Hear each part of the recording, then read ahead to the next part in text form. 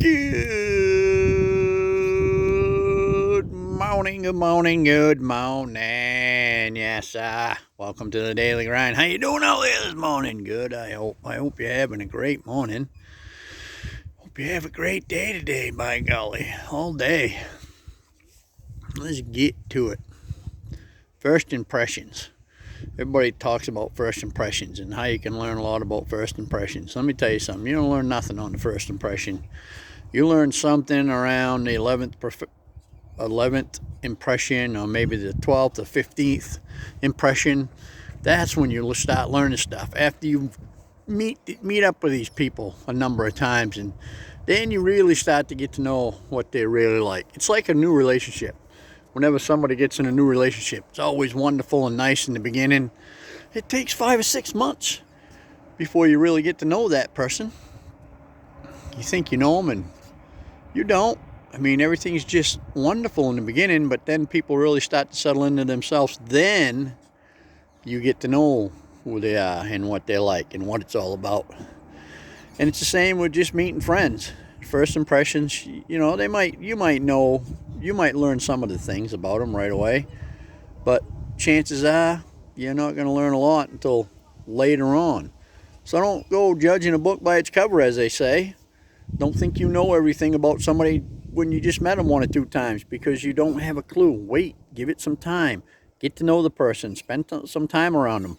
Then the truth will start to come out, when you'll find out whether they're good people or bad people, or I shouldn't say good or bad people. I say whether their actions are good or bad. All people are good. It's just their mind that causes them to do things that may not be so good, or act not so good. But you don't know that. You won't know that on the first impression. You just won't. It takes a while to understand that. So don't get yourself all worked up, on the first impression when you meet somebody, because it takes time to understand that person and know it. Think about your own, all the people that you met in your life. How much different you know them after you've been around them for a while. Especially if you're around them for a lot at work or something.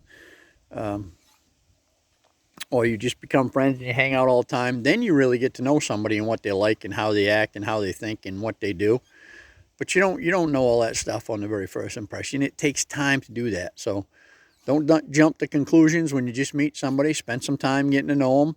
Then you can make a decision on whether this is a person you want in your life or not, whether you like the way they act or the things they talk about or the things they do.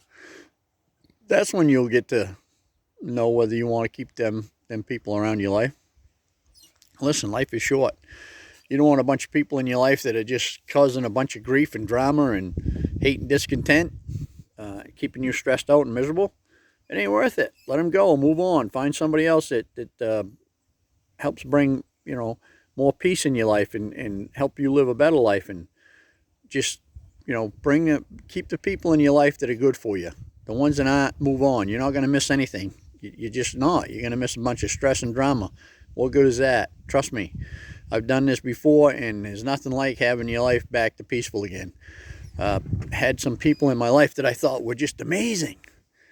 And then I got to know them, and it was like, oh my good Lord, they brought a lot of drama and chaos into my life. And as soon as I kind of got away from them, phew, man, my life was peaceful again. And wow. And I thought I knew it all on the first impression. Didn't know anything.